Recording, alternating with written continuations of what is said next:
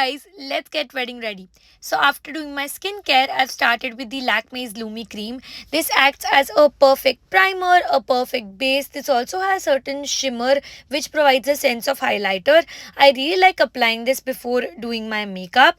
Next, I'm gonna use a skin tint. Now, if you know me, you know that I don't like applying foundations at all.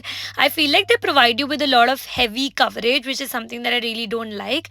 So, in all cases, I like to wear skin tints. They are my go to because they provide you with a little bit of coverage. At the same time, they're not that heavy on your skin.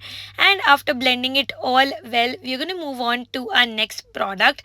For our next product, I'm going to use a concealer, just going to be applying it to my under eyes, also a little bit around my nose, around my lip area, and then we're just going to be blending it all well. I really like doing this step as it helps you in enhancing your skin's texture. After blending it well, we are going to be baking it slash setting it by using a setting powder.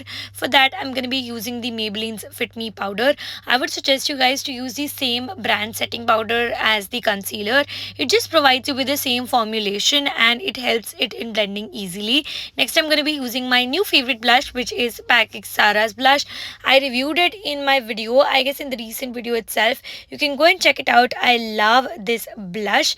I just use a little bit of it because it's very pigmented. So I need to use it very carefully. Next, I'm going to be applying the highlighter. For that, I'm using the Elf's palette.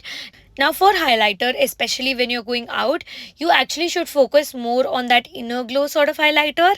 Next, I'm going to be using my mascara. This is the Maybelline Sky High Mascara. And yeah, that's how I've changed into my outfit.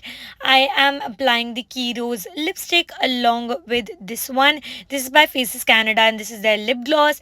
I'm wearing these very pretty earrings that I love. And yeah, that's the final look. Just going to be adding the dupatta and I love it.